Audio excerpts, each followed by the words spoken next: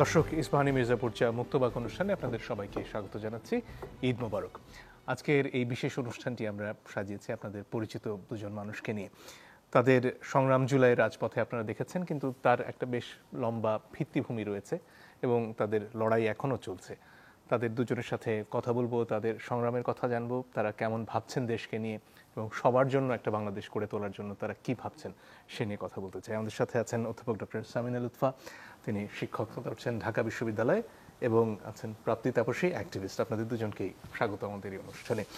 অনুষ্ঠান শুরুর আগে আমরা ভাবছিলাম যে কাকে দিয়ে শুরু করা যায়, তো ভোটে ডক্টর সামিনা লুৎফা আপনি নির্বাচিত হয়েছেন আপাতত। কার ভোটে? এই যে দুজনের ভোটে। তাই আপনাকে জুলাইয়ে অনেকে খুব কাছ থেকে দেখেছেন এবং বেশ একটা রণমূর্তিতে বলা চলে, যখন পুলিশ বাধা দিতে এসেছে সেই সময় আপনি রুখে দাঁড়িয়েছেন, কখনো শিক্ষক নেটওয়ার্কের হয়ে, কখনো নাট্যকর্মীদের সাথে। এর পেছনের ইতিহাসটা সবার জানা নেই। আসলে এই লড়াইটা আসলে কবে থেকে আপনি শুরু করলেন? অনেক আগে, মানে ওদের জন্মের আগে মনে হয়। 2000 সালে আমি বলবো। তার আগ পর্যন্ত আমি খুব ভদ্র বাচ্চা ছিলাম, খুব পড়ুয়া।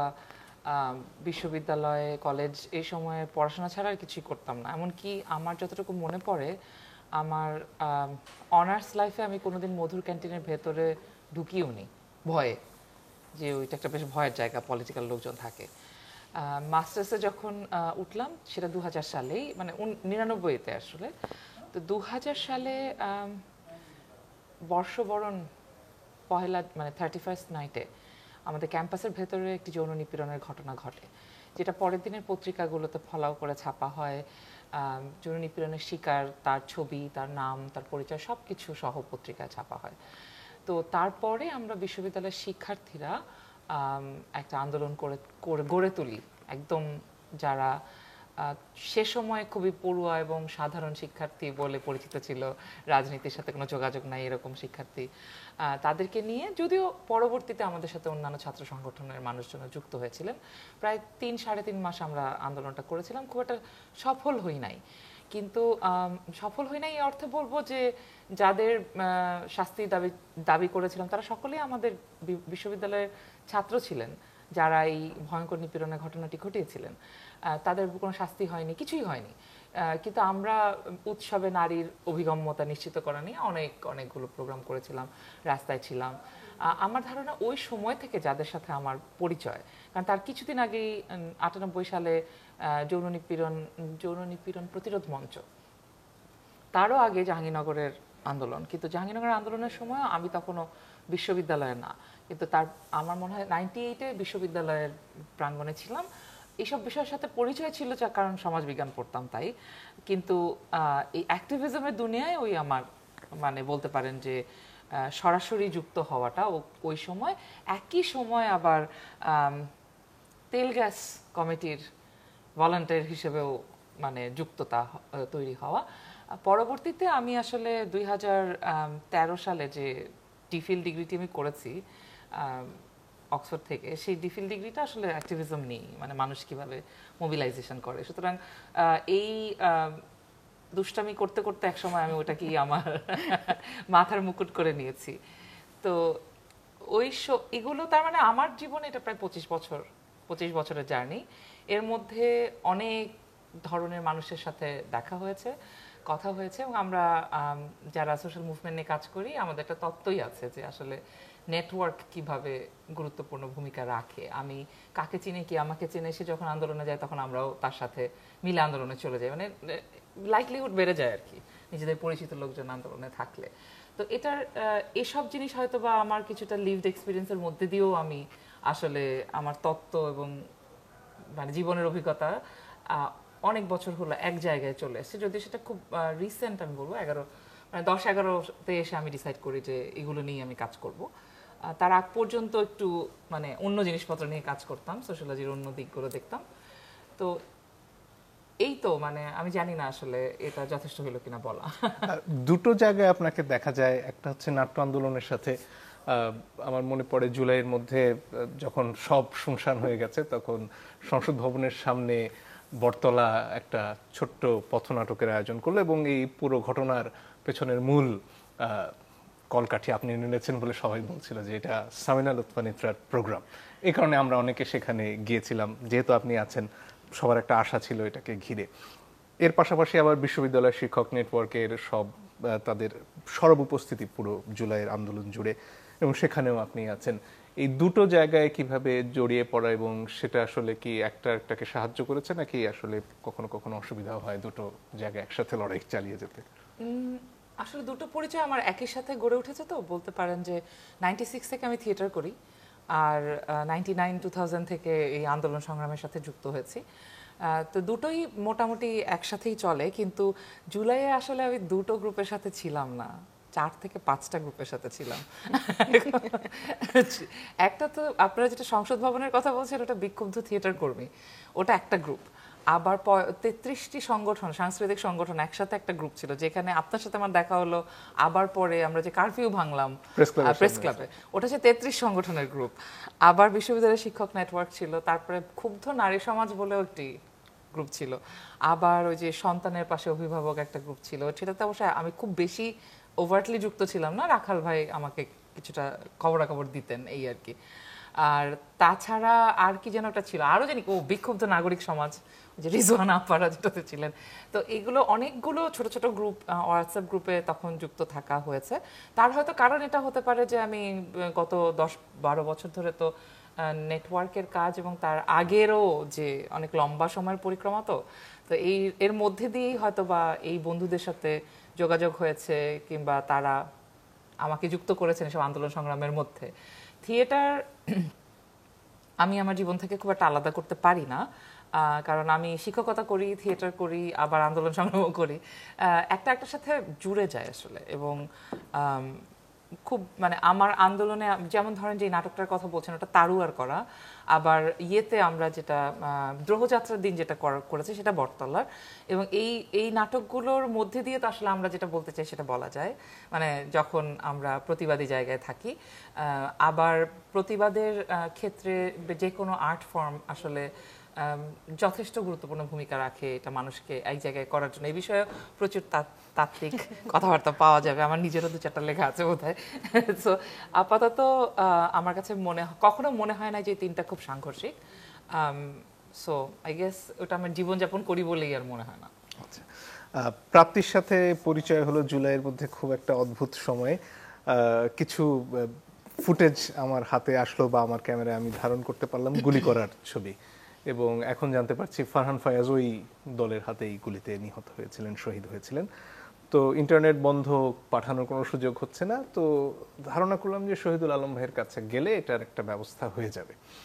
তো সেখানে গিয়ে দেখলাম বিভিন্ন বিশ্ববিদ্যালয়ের সমন্বয়করা তখন বিভিন্ন বাড়িতে লুকিয়ে আছেন, আমার বাড়িতেও তখন একজন। আর প্রাপ্তির সাথে দেখা হলো শহীদুল ভাইয়ের ওখানে গিয়ে। প্রাপ্তির বিতর্ক অঙ্গনের পরিচিতি বেশ পুরনো। এই বিতর্ক, তার সাথে জুলাইয়ের একেবারে সামনের সারির লড়াইতে এসে পড়া, গল্পটা কিরকম একটু শুনতে চাই। প্রথম কথা হচ্ছে, গল্পটা আসলে কিভাবে শুরু, এটা যখন আমি চিন্তা করতে যাই আমি নিজেই জানি না। নিত্রাপা যখন বলছিলেন যে ওনার এই অ্যাক্টিভিজমের দুনিয়ায় যাত্রাটাই হয়তো 25 বছরের, আমার বয়সই 25 বছর, মানে 2000 সালে আমার জন্ম। তো সেই জায়গা থেকে আসলে দেখলে আমার কলেজ জীবন থেকে আমি টুকটাক, আমার বাসায় একটা পারিবারিক আবহ ছিল, রাজনৈতিক আবহ। তো সেখান থেকেই আসলে অন্যায়ের বিরুদ্ধে কথা বলা, কিংবা হচ্ছে গলার স্বর উঁচু রাখার যে একটা সংস্কৃতি, সেটা আসলে ঘর থেকে পাওয়া।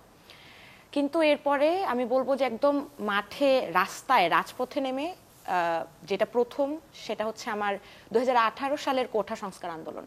2018 সালে যে কোটা সংস্কার আন্দোলনটা হয়, তখন আমি মাত্র বিশ্ববিদ্যালয়ে ঢুকেছি। ফেব্রুয়ারি 5 তারিখে আমার ক্লাস শুরু হয়েছে। সেই কোটা সংস্কার আন্দোলনটা শুরুই হয়েছে মার্চে। তো একদম নতুন, বিশ্ববিদ্যালয়ে 1 মাসও হয়নি, এরকম একটা মেয়ে জাহাঙ্গীরনগর বিশ্ববিদ্যালয়ে ঢাকার ইচা মহাসড়কে দাঁড়িয়ে কিভাবে জানি হুট করে আবিষ্কার করলাম যে আমার হাতে মাইক্রোফোন, এবং আমি স্লোগান দিতে শুরু করেছি, এবং সকলে মিলে আমার স্লোগানে গলা মেলানো শুরু করেছে। এবং ওই সময়টা আসলে আমি উপলব্ধি করা শুরু করি যে একার কোনো শক্তি আসলে নেই, শক্তি হচ্ছে যূথবদ্ধতায়, শক্তি হচ্ছে ঐক্যের মধ্যে। এবং সেই কোটা সংস্কার আন্দোলন থেকে শুরু, সেখানে হচ্ছে তখন ছাত্রলীগের হাতে আমাদের বিশ্ববিদ্যালয়ে ক্যাম্পাসে শিক্ষার্থীরা নিপীড়নের শিকার হন, অত্যাচারের শিকার হন। আমার মনে আছে যে তখন একদম ফার্স্ট ইয়ারের একটা ছোট্ট মেয়ে মাত্র বিশ্ববিদ্যালয়ে গিয়েছে, পালাচ্ছিলাম আমি, মানে ডেইরি গেটে সবাই ছাত্রলীগ আমাদের পেটাচ্ছিল, আমাদের সিনিয়র যারা ছিলেন তারা আমাদেরকে রক্ষা করার চেষ্টা করছিলেন, তারপর আমরা দৌড়ে দৌড়ে পালাচ্ছিলাম হলের ভেতর, যেহেতু হলে তখন ছাত্রলীগের একটা দৌরাত্ম্য ছিল, হলের ভেতর লুকিয়েছিলাম। আমার এক সিনিয়র আপু, উনি আমাকে লুকিয়ে রেখেছিলেন যেন কেউ এসে যদি আমার খোঁজ করে উনি যেন আমাকে রক্ষা করতে পারেন। এবং যেহেতু প্রথম বর্ষের একটা মেয়েই হচ্ছে ওই স্লোগান টোগান দেওয়া সকল কিছুতে যুক্ত ছিল, তো আমার উপরে ছাত্রলীগের ওই বলবো যে আক্রোশটা ছিল একদম শুরু থেকেই বিশ্ববিদ্যালয় জীবনের। এরপরে আসলো আমাদের নিরাপদ সড়ক আন্দোলন, এবং এটা আমি সবসময় বলি যে জুলাই গণঅভ্যুত্থানে আমাদের সকল কিছু জানা ছিল, অর্থাৎ টিয়ার গ্যাস খেলে কি করতে হবে, ইন্টারনেট বন্ধ হয়ে গেলে কি করতে হবে, কিভাবে পরস্পরের সাথে যোগাযোগ করতে হবে, পুলিশ এসে পিটালে কিভাবে রক্ষা করতে হবে, কোন জায়গা থেকে নিরাপদ দূরত্বে সরে গিয়ে আবার একটা আক্রমণ এর লড়াই করা যাবে, এই প্রত্যেকটা জিনিস আমরা শিখেছি নিরাপদ সড়ক আন্দোলনে। এবং নিরাপদ সড়ক আন্দোলনে আমি আমার বিশ্ববিদ্যালয় থেকে এবং আমার কলেজ থেকে, আমার কলেজ হোলি ক্রস, সেখান থেকে আমরা মেয়েরা সকলে মিলে আমরা রাস্তায় ছিলাম, রাজপথে ছিলাম, এবং তখনও আমি ওই 2018 সালেই পুলিশের এবং ছাত্রলীগের রাস্তায় দাঁড়িয়ে হচ্ছে মার খেয়েছি। তো সেখান থেকে শুরু। এর পরবর্তীতে বিতর্ক তো আমি একদম ছোট্টবেলা থেকে করি, একদম স্কুল জীবন থেকে। আমি একটা মফস্বলের মেয়ে, আমার স্কুল সুনামগঞ্জে, সেখান থেকেই বিতর্ক করা। এবং আমি বলবো যে বিতর্ক যেভাবে মানুষকে উচ্চারণ করতে শেখায় সত্যের কথা, আমি বলি যে যে কোনো বিষয়ে নিজের মতের বাইরে গিয়েও ভিন্ন মতকে সম্মান করার শেখা, এবং সেই শিক্ষাটা আমি বিতর্ক থেকে পেয়েছি যে আসলে শুধুমাত্র নিজের মতটাই যে সর্বশ্রেষ্ঠ সেটি কিন্তু নয়, বরঞ্চ ভিন্ন মতের যে পরমত সহিষ্ণুতা, এটার জ্ঞানটা, নিজের মতের বাইরের সকলকে শ্রদ্ধা করতে শেখা, এটা একদমই আমার বিতর্ক থেকে শেখা। তো এরপরে 2019-এ 2020-এ পরবর্তীতে আমরা দেখলাম যে আমাদের গলার ওপর, আমাদের কথা বলার ওপর, ফ্রিডম অফ এক্সপ্রেশনের ওপর, মুক্ত বাকের ওপর যে আক্রমণটা আসলো, সেই আক্রমণে আমি দেখলাম যে বিভিন্ন সময়ে বিভিন্ন মানুষজনকে কারাগারে প্রেরণ করা হচ্ছে, জেলে ঢোকানো হচ্ছে, লিখতে দেওয়া হচ্ছে না, কথা বলতে দেওয়া হচ্ছে না। এবং আমি তো আমার জীবনে এই পর্যন্ত কখনো কোনো ভোট দিতে পারিনি, এখনো পর্যন্ত জীবনেও ভোট দিতে পারিনি, এবং ভোট দিতে আসলে যাইও নি। গত ইলেকশন আমরা সকলে বর্জন করেছিলাম। তো সেই জায়গা থেকে এরপর থেকেই আসলে কিভাবে একজন স্বৈরাচার হয়ে ওঠে, কিভাবে সরকার আসলে গণমানুষের সরকার না হয়ে শুধুমাত্র কোটিপতিদের সরকার হয়ে ওঠে, সেটা একদম নিজের জীবন থেকে, নিজের চোখে দেখে শেখা। এবং জুলাই, আমি বলবো যে জুলাই আসলে কোনো ব্যক্তি মানুষকে গ্লোরিফাই করার যে চেষ্টা পরবর্তীতে আমরা দেখেছি জুলাইয়ের পরবর্তীতে, সেটা মাস্টার মাইন্ড হিসাবে হোক, সেটা মিস্ট্রেস মাইন্ড হিসাবে হোক, সেটা কোনো নির্দিষ্ট ব্যক্তিকে নায়কোচিত উপাখ্যান সোশ্যাল মিডিয়ায় আপনি চরম রোমান্টিক্যালি উপস্থাপন করার মাধ্যমে হোক, জুলাই কখনো কারো একার না। মানে জুলাইকে আপনি যত মানুষের একার করতে চাইবেন, জুলাই তত ছোট হতে থাকবে। জুলাই বৃহৎ, বিশাল। আমি জুলাইকে দেখি আকাশের চেয়েও বিশালতার দিক দিয়ে। কারণ এই জুলাইয়ে আমি বলবো যে আমি যখন রাস্তায় ছিলাম, আমি একদম 36শে জুলাই পর্যন্ত রাজপথে, প্রতিদিন সকাল থেকে একদম প্রতিদিন রাত পর্যন্ত। এবং আমি এমন একটা মানুষকে দেখিনি যে যারা আসলে আমাদের সাথে ঐক্যমত পোষণ করছে না, ছাত্রলীগ, আওয়ামী লীগ, সরকারের ফ্যাসিবাদের দোসর ছাড়া। তো সেই জায়গা থেকে জুলাইয়ের সামনের সারিতে লড়াই যখন করেছি, আসলে সত্যি কথা বলতে কি করছিলাম তখনও সেটা আসলে টের পাইনি, যে আসলে কত বৃহৎ কাজটি করছিলাম, কিংবা আদতেও কোনো লাভ হতো কিনা সেটাও চিন্তা করিনি। এখন অনেকে প্রশ্ন করেন যে আপনার কি ভয় লাগতো না যে আপনি একদম পুলিশের গুলির সামনে দাঁড়িয়েছিলেন, আপনার কি ভয় লাগতো না যে ছাত্রলীগ আপনাকে এভাবে খুঁজেছে বা সিকিউরিটি ইন্টেলিজেন্স এভাবে খুঁজেছে? আসলে সত্যি কথা বলতে যখন চোখের সামনে বন্ধুদের মৃত্যু দেখি, যে পুলিশের গুলিতে বন্ধুরা মারা যাচ্ছে, এবং সেই ভিডিও ফুটেজ দেখতে পাই, চোখের সামনে আমরা ভিডিও ফুটেজ আবু সাইদের মৃত্যু দেখেছি, ফারহান ফায়াজের মৃত্যুর কথা আমরা দেখেছি, প্রত্যেকের মুখ ধরা মৃত্যুর কথা আমরা দেখেছি। তো এই শহীদদের আসলে মানে জুলাই যত গত হতে থাকে, এই শহীদদের ভারটা তো আমাদের কাঁধে পড়তে থাকে। এবং আমার মনে হয় যে এটা আমার খুবই মনে হয় জুলাইয়ের পরবর্তীতে বাংলাদেশে যা হচ্ছে, সেটা তারও বেশি মনে হয় যে কেন জুলাইয়েই মারা গেলাম না। কারণ আমার কাছে এটা খুবই মনে হতে থাকে যে জুলাইয়ের পরে যা দেখছি, এইটা দেখার জন্য বেঁচে থাকার আসলে কোনো একটা দরকার ছিল না। মানে হ্যাঁ, অবশ্যই যেহেতু আমরা জেনজি, আমাদের হতে পারে আশা ভঙ্গ হয়েছে, বা হতে পারে আমরা সবাই মিলে একটা নতুন বাংলাদেশের, একটা সকলের বাংলাদেশের স্বপ্ন দেখেছিলাম, যে স্বপ্ন আমরা ভাঙতে দেখছি।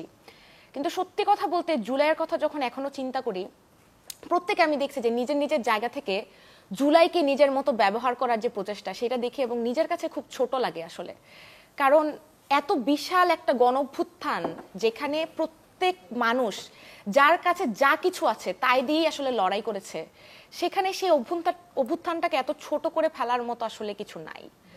তো সেই জায়গা থেকে বলবো যে লড়াই করার যে ইচ্ছা, লড়াই করার যে চেষ্টা, সেটা আসলে আমার একার নয়, সেটা আমার সকলের সম্মিলিত প্রচেষ্টা। ডক্টর লুৎফা, আপনার কাছে ফিরে আসি। জুলাই অভ্যুত্থানের পরে, শেখ হাসিনার পলায়নের পরে ভাঙন আস্তে আস্তে দেখা দেয়া শুরু করলো বিভিন্ন মহলের মধ্যে যারা এখানে যুক্ত হয়েছিলেন, এবং সবার শুরুতে যারা আক্রমণের শিকার হলেন, যারা একেবারে সম্মুখ যোদ্ধা ছিলেন, তার মধ্যে সময়ের হিসাবে বোধহয় অধ্যাপক তানজিমউদ্দিন খান শুরুর দিকে হবেন, কিন্তু সবচেয়ে ঘৃণ্য আক্রমণটা বোধহয় আপনার উপরে আসলো। সেই সময়টা কেমন ছিল এবং এই ঘটনাগুলো কেন ঘটতেই থাকে আসলে? একজন সমাজবিজ্ঞানের দৃষ্টিকোণ থেকে যদি খানিকটা দেখার সুযোগ থাকে, কারণ এখানে সাবজেক্টিভ অংশ খুব প্রবল, সেটা আমি বুঝতে পারি। হ্যাঁ, আমি 25 বছরের কথা বললাম না, যখন 2000 সালে আমরা আন্দোলন শুরু করি, তখন সাংবাদিকরাও আমাদেরকে প্রশ্ন করতো, উনি কেন একা আসলেন, ওনার কেন স্বামী ছিল না, ওনার কেন জামা কাপড় ঠিক ছিল না, এগুলো সাংবাদিকরাও আমাদেরকে প্রশ্ন করতেন যখন আমরা আন্দোলন করছিলাম। আর বাসায় যে পৌঁছানোর পরে যেটা হতো, আমার বাসায় টিএনটির ফোন ছিল, এবং বাসায় ঢোকার সাথে সাথে আমার গৃহকর্মী বলতেন, আপনি যতক্ষণ বাসায় নেই কখনোই একটা ফোনও বাজে নাই। আমি বাসায় ঢুকতাম আর ফোন বাজতো, ফোনটা ধরলেই অকথ্য ভাষায় গালাগালি। আমার কিন্তু তখন অনেক বয়স কম, আজকে থেকে 25 বছর আগের কথা। ওদের বয়সী বা ওদের থেকে বছর খানেকের ছোট এরকম হব, কারণ হ্যাঁ, কারণ তখন আমি পাশ করিনি, আমি তো তখন স্টুডেন্ট। এবং একটা পর্যায়ে গিয়ে আমি আর বিষয়টা নিতে পারলাম না, আমি আমার থিয়েটারের দলে গিয়ে হাউমাউ করে কান্না শুরু করে দিলাম। এবং এটা ধরেন মাসের পর মাস চলছে, প্রতিদিন আমি যাওয়ার সাথে সাথে ফোনে গালাগাল। এই জিনিস ধরেন 25 বছর ধরে আমি ফেস করে আসছি, তার ফলে আমার কাছে মনে হয় এখন আর আমার গায়ে লাগে না। কিন্তু আমি এটাকে ছোট করছি না বা এটাকে ট্রিভিয়ালাইজ করছি না, it's a very difficult time. আমি হয়তো এটাকে পাত্তা না দিতে শিখে গেছি, কিন্তু 25 বছর মানে যেই আমাদের যেই নারী অ্যাক্টিভিস্ট কিংবা রাজনীতিবিদের বয়স 20, 22, 25 কিংবা তার কাছাকাছি, তার পক্ষে এই ভয়ঙ্কর নিপীড়নটা সহ্য করে ট্রমাটাইজ না হওয়া এবং এটাকে গুরুত্ব না দিয়ে টিকে থাকাটা অনেক কঠিন। এ কারণে কঠিন যে যেই মুহূর্তে এই ধরনের সাইবার বুলিং শুরু হয়, এটা তো আর শুধু ফোনে আপনাকে বলছে ব্যাপারটা এরকম না তো, কারণ এটা তো সকলে দেখছে, সামাজিক মাধ্যমে চলে আসছে। এবং তখন কিন্তু পরিবার, বিভিন্ন আত্মীয় স্বজন নানাভাবে চাপ দিতে থাকে। তারপরে বন্ধু বান্ধবরা ফোন করে, বলে যে তুমি একটু কম বলো, তুমি একটু এইটা করো, তুমি একটু ওইটা করো, তুমি একটু গাড়ি দিয়ে চলাফেরা করো, তুমি বেশি মেট্রোতে চলো, এইরকম আর কি, মানে জনপরিসরে থেকো না, এই করো না, সেই করো না, এগুলোর একটা প্রবল চাপ আছে। এখন আমি হেসে উড়িয়ে দিই, কিন্তু যারা আমার চেয়ে কম বয়সী তাদের পক্ষে যে এটা অনেক বড় চাপ, সেটা আমি বুঝি যখন আমি জুলাইয়ের নারীদের সাথে কোথাও দেখা হয়, কোনো আয়োজনে আমরা কথা বলতে। এখানে বোধহয় নিজের ব্যক্তিগত অভিজ্ঞতাটা খানিকটা প্রাপ্তিও বলতে পারবেন। একটা বিরতির আসলে সময় হয়ে গেছে, তাহলে বিশ্লেষণটা আপনার কাছ থেকে, প্রাপ্তির কাছ থেকে শোনার পরে আমরা শুনবো। দর্শক একটু পরেই ফিরে আসে, আশা করি সাথে থাকবেন।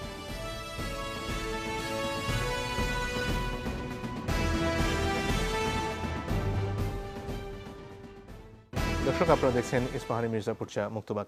প্রাপ্তি তাপসী, আপনার কাছে ফিরে আসি। জুলাইয়ের সময়ে যেমন আপনি সবচেয়ে শক্তিশালী কণ্ঠস্বরগুলো একটি ছিলেন দেশে এবং দেশের বাইরের গণমাধ্যমেও, জুলাইয়ের পরপরই দেশ নিয়ে প্রচুর আসলে মিথ্যা তথ্য, বিশেষত ভারতীয় গণমাধ্যমে ছড়ানো হচ্ছিল, সংখ্যালঘুতা নিয়ে ছড়ানো হচ্ছিল।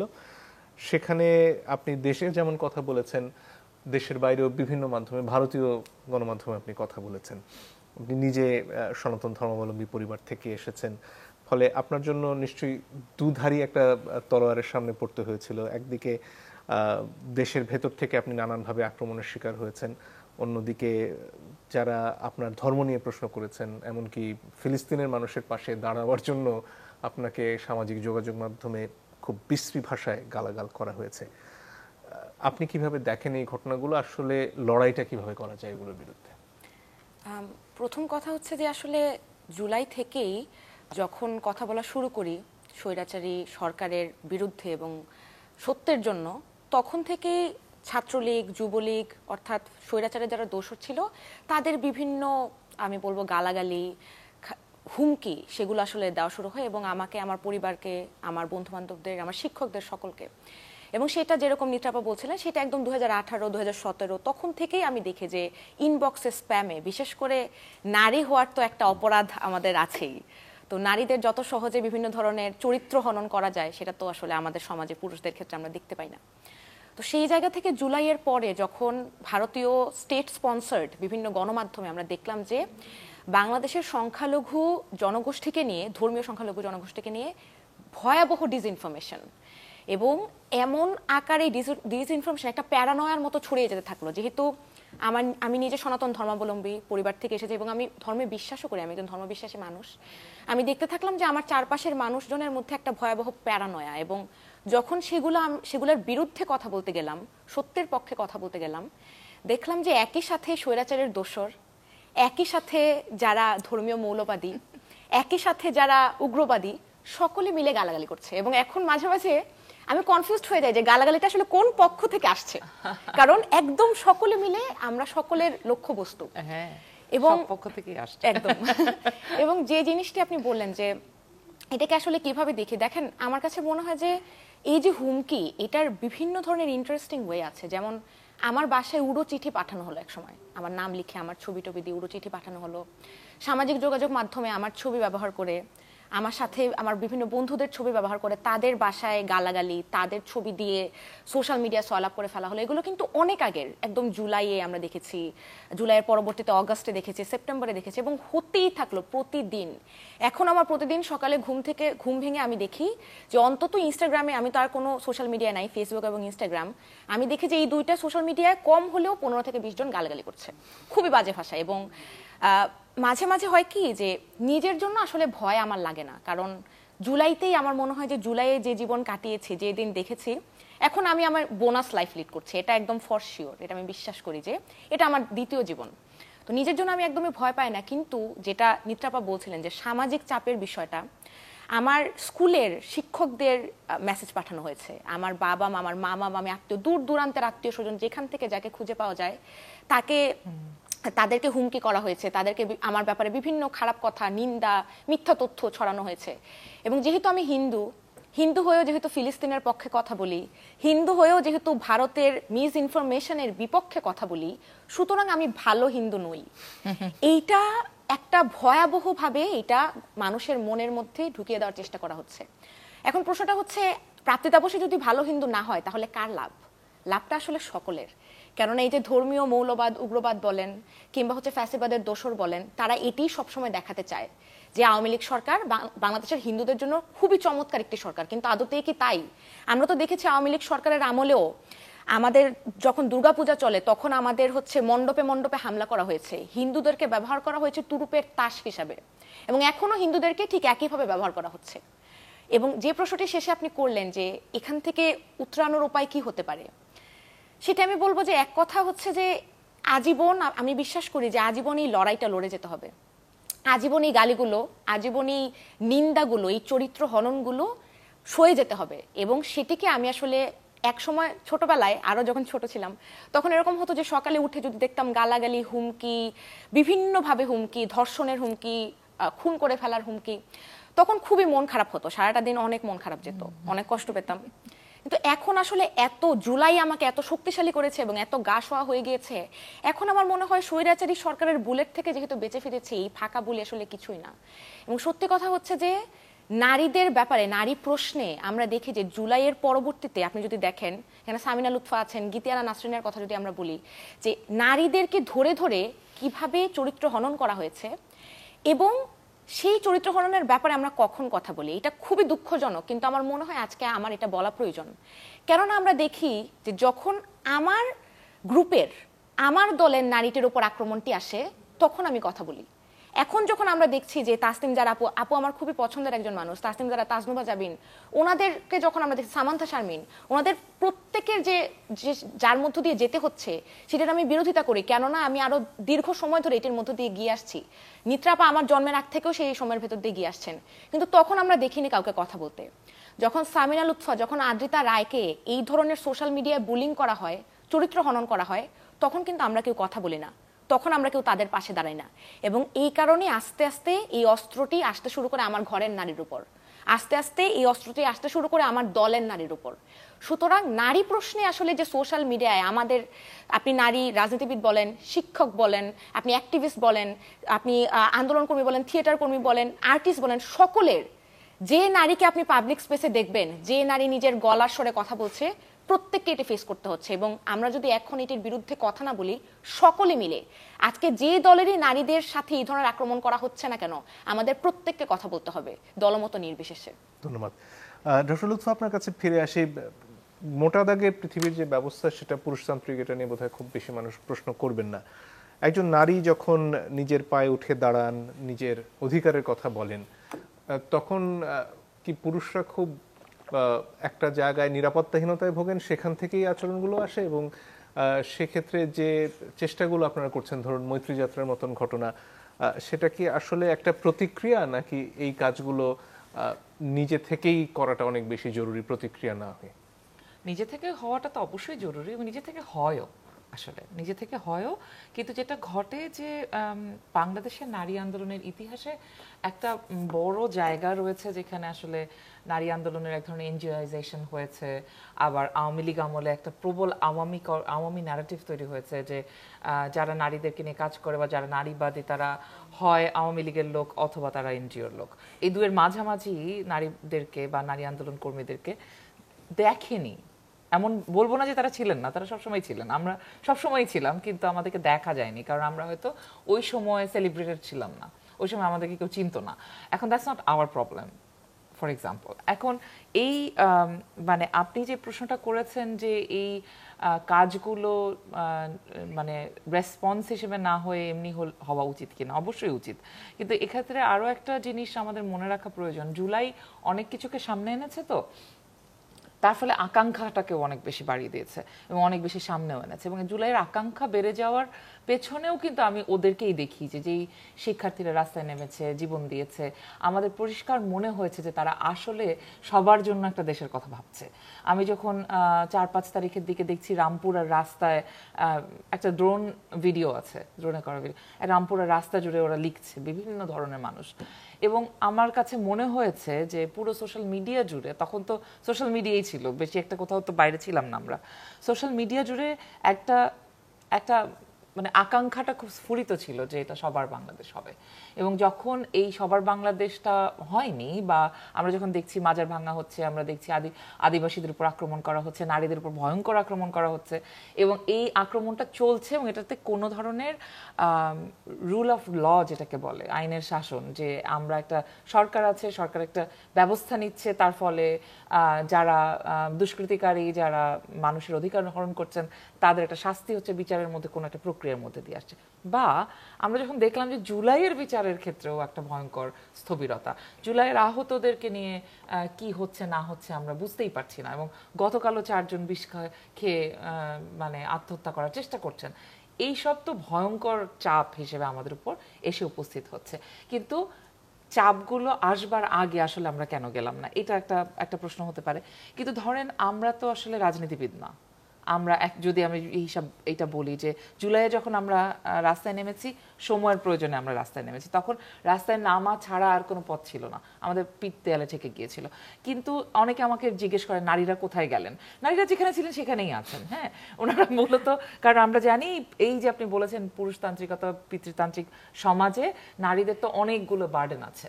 তার তো শুধু বাইরে কর্মজীবী নারীর কর্মজীবনই যথেষ্ট না, তার গৃহকর্ম করতে হয়, তার কেয়ারিং রেসপন্সিবিলিটি আছে, যেগুলো কোনোটাতেই পুরুষতন্ত্র তাকে সাহায্য করে না। এবং এই যে তার এতগুলো বার্ডেন পার করে সে আবার অ্যাক্টিভিজমও করেছে ওই সময়, তারপরে এখন সে কন্টিনিউয়াসলি সব করবে আপনাদের গাল খাওয়ার জন্য, মানে এটা তো কোনো মানেই নেই। সুতরাং স্বাভাবিক বিচারেই তাদের আসলে এখানে আসবার কথা নয়। কিন্তু যারা আসছেন তারাও কিন্তু আমাদেরকে অনেক বেশি আশা দেখিয়েছিলেন, কারণ অনেকে এসেছেন। আমি এটা গতকালও বলেছি ঐক্যমত্য কমিশনের ওই মিটিংয়ে, যে জুলাইয়ের পরে এর আগের আন্দোলনগুলোতে নারীরা যেভাবে ছিলেন, এই আন্দোলনেও নারীরা ছিলেন, কিন্তু আগের আন্দোলনের পরে নারীরা তাদের আকাঙ্ক্ষা নিয়ে রাজনীতিতে আসেন নাই। কিন্তু এই আন্দোলনের পরে প্রচুর তরুণ নারী যারা অনেক আকাঙ্ক্ষা, অনেক স্বপ্ন নিয়ে তারা আসলে রাজনীতিতে আসছেন এবং আসতে চাইছেন, সিরিয়াসলি আসতে চাইছেন। সুতরাং সেখান থেকেও আমাদের এক ধরনের স্বপ্ন তৈরি হয়েছে যে তাহলে কেন নারীর জন্য আরো বেশি ডিফিকাল্ট হয়ে যাচ্ছে। নারীর জন্য কেন ডিফিকাল্ট হচ্ছে, আপনি যেটা প্রশ্নটা করেছেন সেটা আসলে ওইখানেই উত্তরটা নিহিত আছে। যদিও মনে হতে পারে যে আমরা নারীবাদীরা শুধু একটা জিনিসকেই খুঁজে পাই, সেটা হচ্ছে প্যাট্রিয়ার্কি, কিন্তু আসলেই তো সেটা অনেক পুরনো এবং অনেক শক্ত প্রতিপক্ষ। এত শক্ত প্রতিপক্ষ যে খুব অল্প স্বল্প নাড়া এটার কিছু হয় না, এবং এত শক্ত প্রতিপক্ষ যে ক্যাপিটালিজমের যে পুরো দুনিয়ায় ছড়িয়ে যাওয়া, এই ক্যাপিটালিজম, কলোনিয়ালিজম সবই কিন্তু সবটাকেই কিন্তু প্যাট্রিয়ার্কি আবার ব্যবহার করে ফেলতে পারে, এবং সে ব্যবহার করে নারীকে নিচে রাখার জন্যই। এবং এই যে নিচে রাখাটা, এটা খুব জরুরি প্যাট্রিয়ার্কির টিকে থাকার ক্ষেত্রে। এবং আমার কথা যখন আমি নিয়ে হাজির হচ্ছি, আমি রাজনীতিতে আসছি, আমি বলছি সম্পত্তির অধিকার আমাকে দিতে হবে, আমার হিস্সা আমাকে বুঝিয়ে দেন, তখন তো অনেক জায়গায় অনেক নাড়াচাড়া পড়ে যাচ্ছে। আর যাদের ক্ষেত্রে নাড়াচাড়া পড়ে যাচ্ছে সেক্ষেত্রে আপনারা একটু খেয়াল করতে পারেন যে খুব যে জেনে বুঝে নাড়াচাড়াটা হচ্ছে এরকম একদল আছে যে যারা আসলে জানে এই করলে মেয়েদেরকে ভয় দেখিয়ে ভেতরে ঢুকিয়ে দেওয়া যায়। যারা অন্যদেরকে ব্যবহার করছে বা যারা ব্যবহৃত হচ্ছেন তাদের সংখ্যাটা কিন্তু অনেক বেশি। এবং এই ব্যবহৃত হওয়ার যে মানুষগুলো রয়েছেন, এই যে একটা, আমি বলবো একটা ইকোসিস্টেম, যে ইকোসিস্টেমে নারী যে কোথাও, মানে ওটা একদম প্রাপ্তি ঠিক বলেছে যে একজন যে কোনো নারী, সে তার স্বর নিয়ে, তার এজেন্সি নিয়ে, তার সত্তা নিয়ে কোথাও হাজির থাকলেই সেখানে 400 গালি। এই প্রক্রিয়াটা হচ্ছে যে নারী একটা অবজেক্ট, সে একটা যৌন বস্তু মাত্র। এবং যৌন বস্তু কেন পলিটিক্যাল হবে? কারণ আমাদের যে কোনো প্রেজেন্স ইজ ভেরি পলিটিক্যাল। আমি যেই মুহূর্তে কথা বলছি, আমি যেই মুহূর্তে মুখ খুলছি, খুবই রাজনৈতিক একটা কাজ করছি। তো এই রাজনৈতিক কাজে খুবই নানাভাবে প্যাট্রিয়ার্কি শঙ্কিত বোধ করে, নানাভাবে এটা আটকাতে চায়। আর আমি হয়তো একটু দূরগত থিওরাইজেশন হয়ে যেতে পারে, কিন্তু এরকমটা ভাবাটা খুব অস্বাভাবিক হবে না যে ধরেন এই বাংলাদেশ একটা গ্লোবাল ইকোনমিতে একটা খুবই পেরিফেরাল দেশ, এবং আমাদের দেশটা শুধু শ্রমিক সাপ্লাই দিয়ে, সস্তাতম শ্রমিক সাপ্লাই দিয়ে কিন্তু এই বৈশ্বিক অর্থনীতির অংশ হিসেবে আছে। এবং এই বৈশ্বিক অর্থনীতির যে অংশ হিসেবে বাংলাদেশের সস্তা শ্রমিক আছে, তার সাথে আরেকটা জিনিস যোগ করেন, সস্তা শ্রমিক এবং সবচাইতে কম এনভায়রনমেন্টাল প্রোটেকশন, এই পুরো বাংলাদেশ জুড়ে যদি আমরা দেখি। সুতরাং এগুলোকে টিকিয়ে রাখলে একটা তো বড় পুঁজির একটা কাজ হয়, কারণ বড় পুঁজির টিকে থাকার জন্য নানান জায়গায় এরকম পেরিফেরাল দেশ থাকা লাগে, যেখান থেকে শ্রমিক সাপ্লাই দিতে হয়। বেশ ম্যাক্রো একটা থিওরি বললাম যদিও, কিন্তু সেটার সাথে এটাকে আমি একদম খুব একেবারে বিচ্ছিন্ন করে দেখি না আসলে। কারণ আমরা তো আসলে এই বৈশ্বিক যুগে আমরা তো আসলে আলাদা আলাদা মানুষ না, আমাদের নানাভাবে এই যুক্ততাটা থেকে যায়। ধন্যবাদ। প্রাপ্তি, আপনার কাছে ফিরে আসি। আপনাদের সহযোদ্ধারা যারা, তারা অনেকেই রাজনীতিতে জড়িয়েছেন, একটা বড় অংশ এনসিপিতে এসেছেন, এছাড়াও আরো নানান সংগঠনের সাথে তারা যুক্ত হয়েছেন। প্রাপ্তি তাপসী ব্যক্তিগতভাবে রাজনীতি নিয়ে কি ভাবেন, এবং আপনাদের সহযোদ্ধাদের যে আজকের রাজনীতি, সেটাকে আপনি কিভাবে বিশ্লেষণ করেন? খুবই কঠিন প্রশ্ন, শেষেরটা, প্রথমটা নয় একদমই। আমি ব্যক্তিগতভাবে রাজনীতি নিয়ে কি ভাবি, মানুষ আসলে আমাদের সময়, আমাদের জেনজি জেনারেশনকে সকলে কিন্তু একটা খুবই ট্রল করতেন। সেটা হচ্ছে আমরা ফেসবুকে লিখে রাখতাম উই হেট পলিটিক্স, তারপর আমরা উই হেট পলিটিক্স জেনারেশন ইত্যাদি ইত্যাদি নিয়ে কিন্তু আমরা অনেক ট্রলের শিকার হয়েছি। কিন্তু আমি মনে করি যে, এবং আমি বিশ্বাস করি যে আমার সাথে আমার যারা সহযোদ্ধারা, আমার বয়সী, তারা অনেকেই এটি মনে করেন, বেশিরভাগই, যে মানুষ মূলত রাজনৈতিক প্রাণী। এবং আপনি যখন বাংলাদেশের মতো একটি রাষ্ট্রে বসবাস করবেন, বাংলাদেশের মতো একদম কুক্ষিগত একটি পিতৃতান্ত্রিক সমাজ ব্যবস্থায় বসবাস করবেন, আপনার রাজনৈতিক প্রাণী হওয়া ছাড়া, রাজনৈতিক মত ছাড়া আপনার আসলে কোনো উপায় নেই, অপশনই নেই। আপনি যদি একজন সচেতন নাগরিক হয়ে থাকেন, অবশ্যই আপনার একটি রাজনৈতিক মত আছে, থাকতে হবে। দ্বিতীয় কথা হচ্ছে যে জুলাইয়ের পরে আমরা দেখেছি যে আমাদের বয়সী, আমাদের চেয়ে বয়সী কিছু বড় সহযোদ্ধাই বলা চলে, তাদের অনেকে রাজনীতিতে যোগ দিয়েছেন। এবং সত্যি কথা বলতে আমি এটিকে তীব্র আশা ব্যঞ্জক হিসেবেই দেখি। কেননা আমার কাছে মনে হয় যে রাজনীতির যে ময়দান, রাজনীতির যে মাঠ, সেটি তত পরিশীলিত হবে, সেটি তত প্রস্ফুটিত হবে, যত ভিন্ন মত পথের মানুষ একসাথে হয়ে একই লক্ষ্যের জন্য কাজ করবে।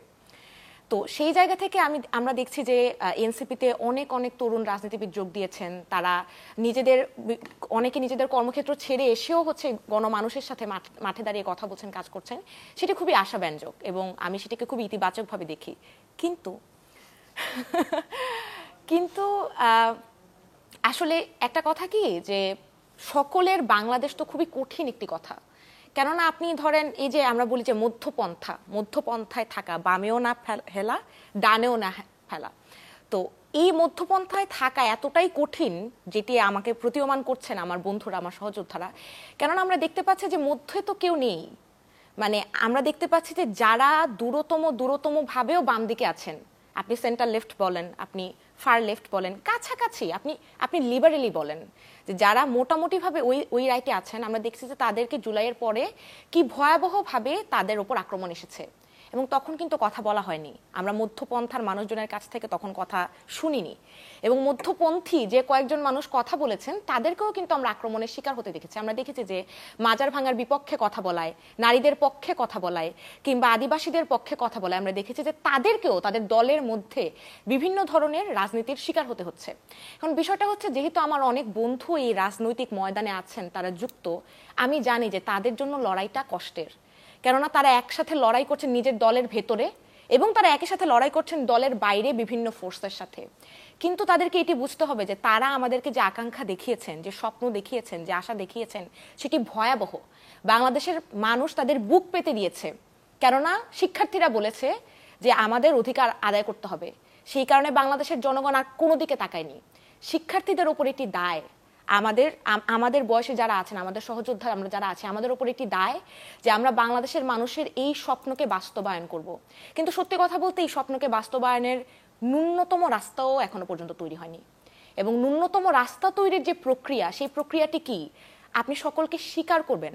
একজন মানুষ, তিনি হতে পারে আমার ধর্মীয় বিশ্বাসের সাথে একমত নন, তিনি হতে পারে আমার রাজনৈতিক বিশ্বাসের সাথে একমত নন, তিনি হতে পারে আমি নারী প্রশ্নে আমি যেভাবে উত্তরাধিকারকে দেখি তিনি সেভাবে হয়তো দেখেন না, কিন্তু তিনি কি মনে করেন যে আমার বেঁচে থাকার অধিকার নেই? তিনি কি মনে করেন আমার নাগরিক কোনো অধিকার নেই, আমার মানবাধিকার নেই?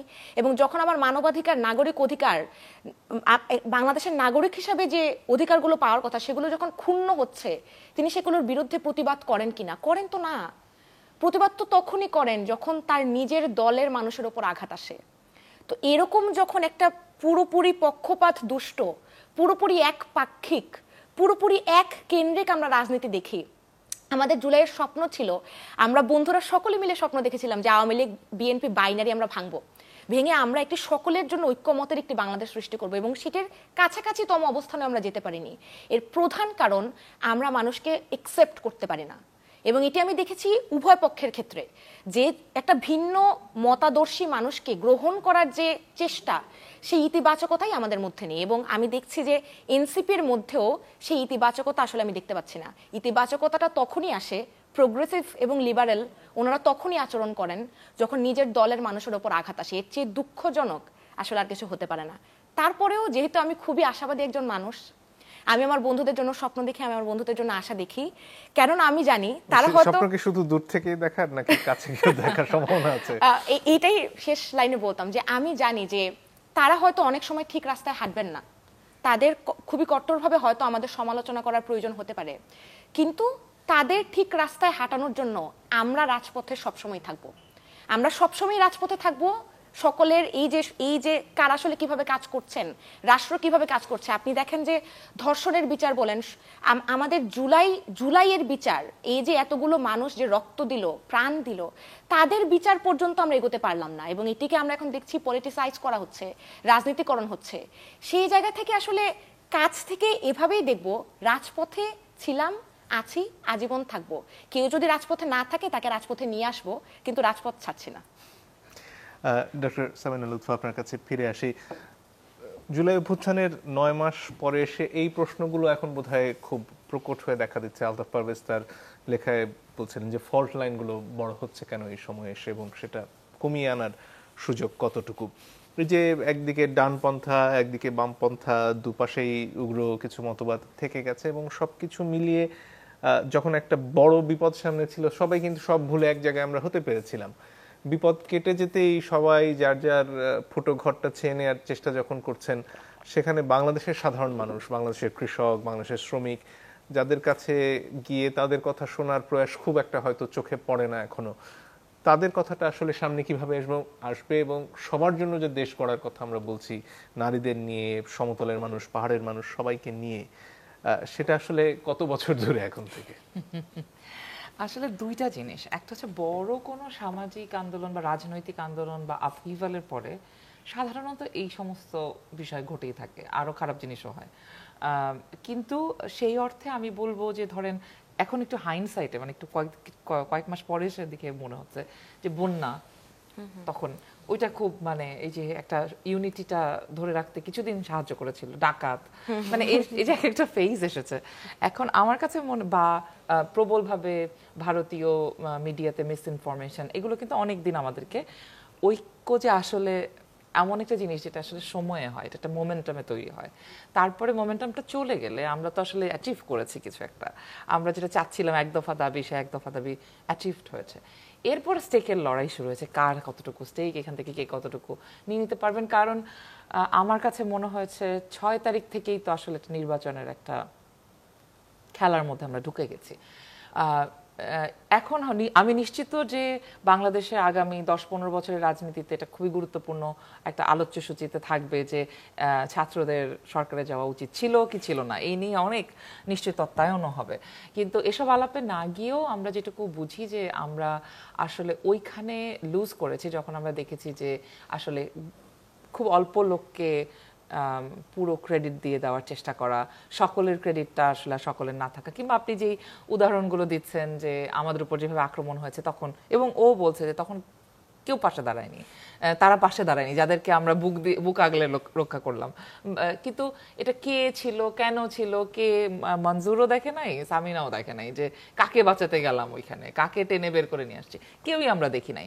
কিন্তু মানে ঘটনাটি ঘটে যাওয়ার পরে আমরা দেখতে পাচ্ছি আমরা কে, সেটা খুব গুরুত্বপূর্ণ হয়ে দাঁড়াচ্ছে, আমাদের পরিচয়ের প্রশ্নটা খুব গুরুত্বপূর্ণ হয়ে দাঁড়াচ্ছে।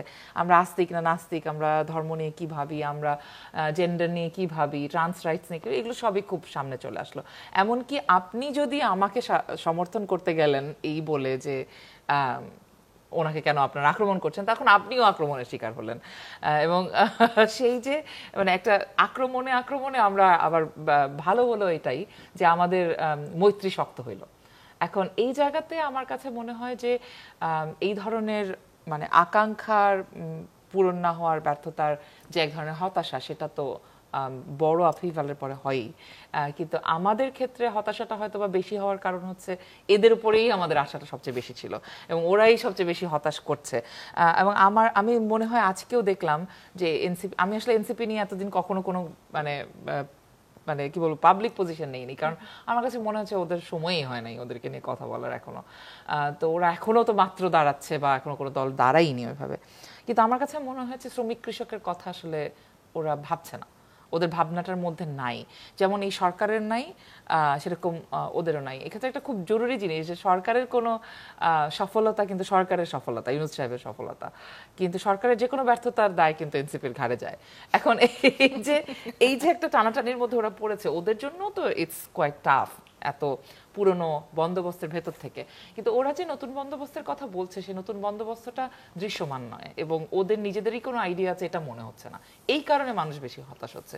এমন হতো যে ওদের মানে নতুন বন্দোবস্তটা ডানপন্থী, তাহলে তো আমরা নিশ্চিত হতাম যাচ্ছে ওরা ডানপন্থী, ওরা এইদিকে, বা মধ্যপন্থা আসলে কি সেটা ওরা পরিষ্কার করে বলতে পেরেছে, তাহলেও একটা কথা ছিল।